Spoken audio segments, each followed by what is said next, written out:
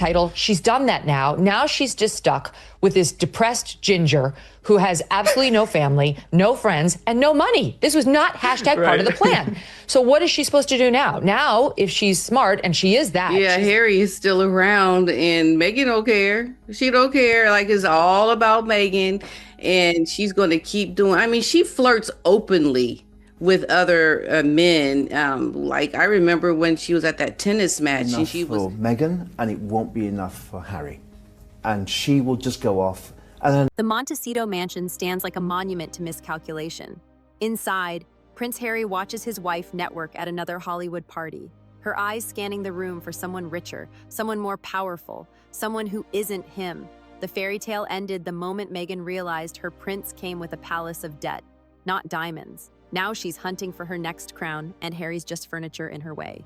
That she wants. I personally think, and I'd love to get your take on this, I think Meghan would leave Harry in a second if a billionaire would scoop her up. I think she'd be in.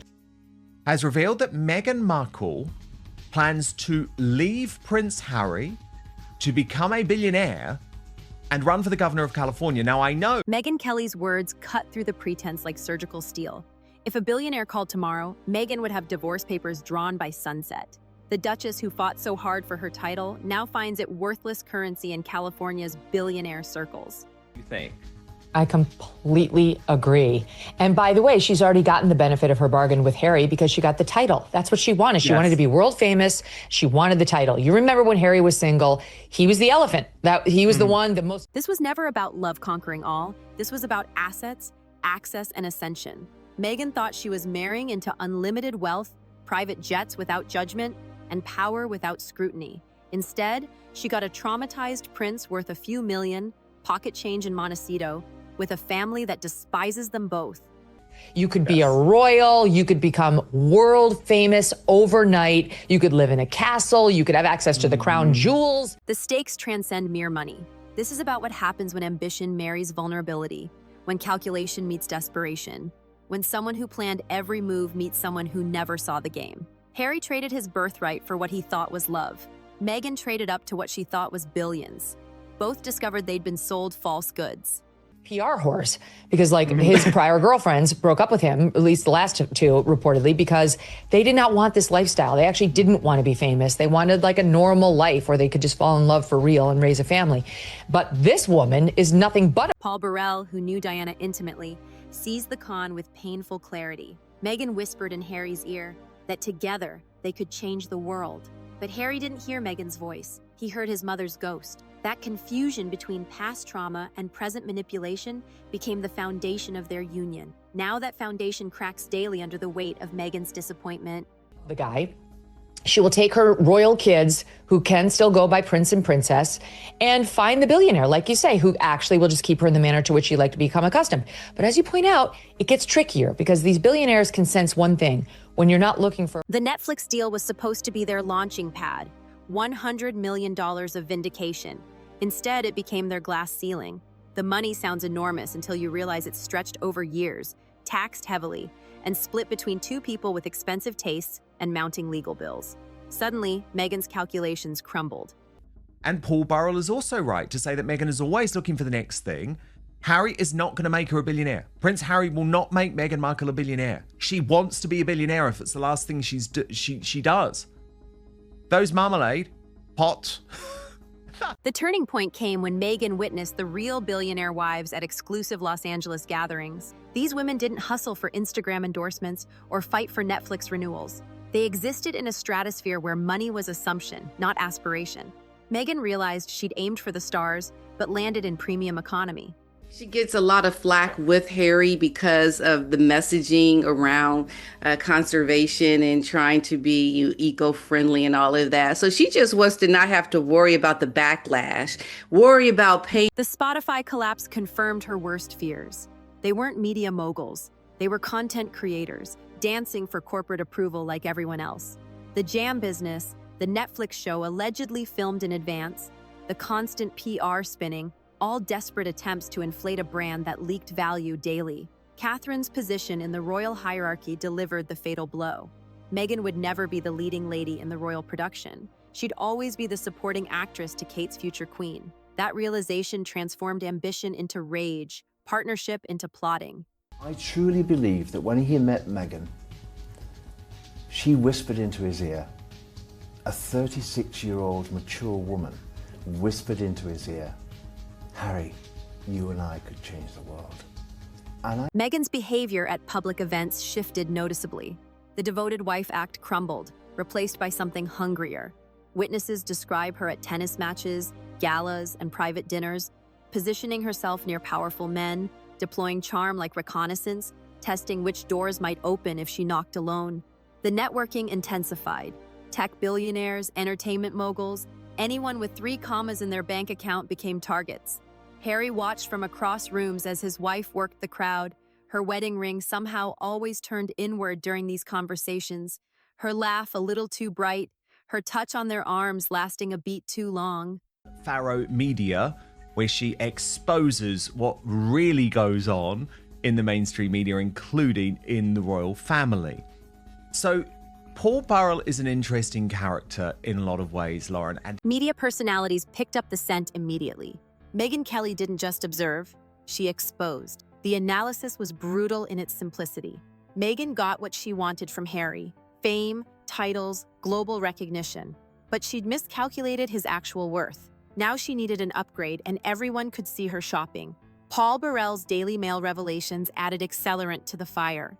His claim that Meghan planned to leave Harry for a billionaire and run for California governor wasn't just gossip, it was strategy exposed.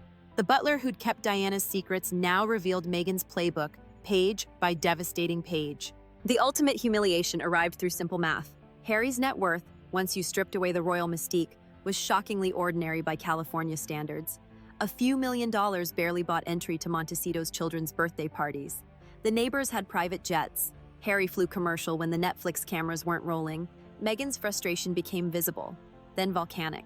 Sources described screaming matches that staff could hear through walls, accusations that Harry had misrepresented his wealth, that she'd been sold a false bill of goods. The prince who'd seemed so golden in London looked tarnished in Los Angeles sunlight. The business ventures exposed the desperation. Jam sales, merchandise, anything to generate income that didn't depend on corporate overlords. But every project reeked of effort, the opposite of billionaire ease. Real wealth doesn't sell preserves, it buys vineyards. Real power doesn't need Netflix, it owns studios.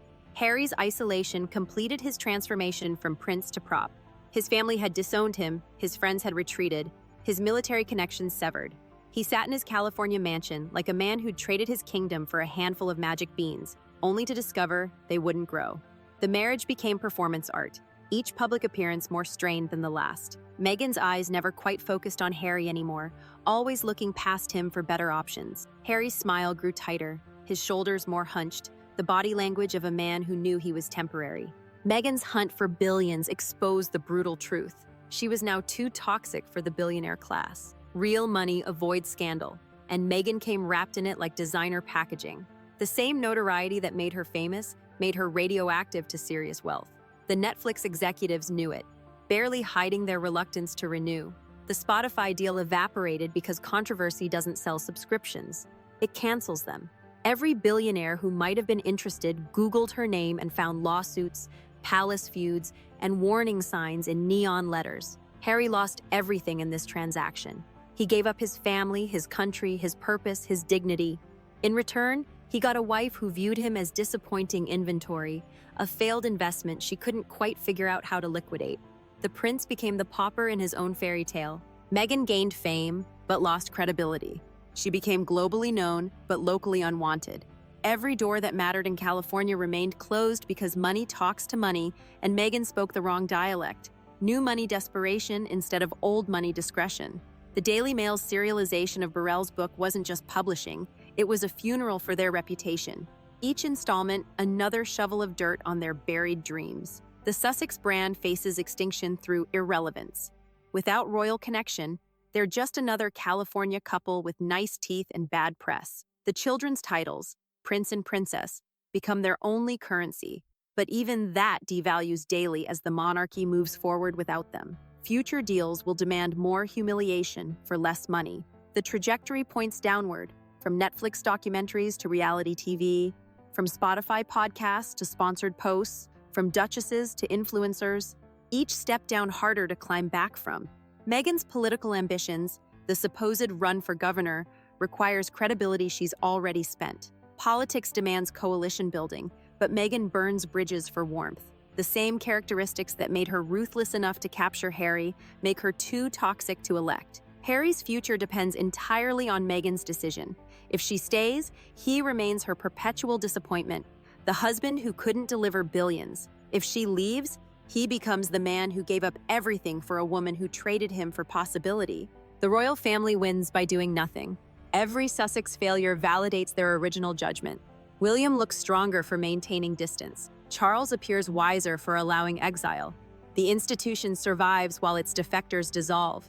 The universal truth cuts deep into modern marriage. When someone marries for status instead of love, no amount of status satisfies. When someone sees their partner as an asset rather than a person, depreciation becomes grounds for divorce. Power in relationships requires balance. Harry brought royal blood but no real money.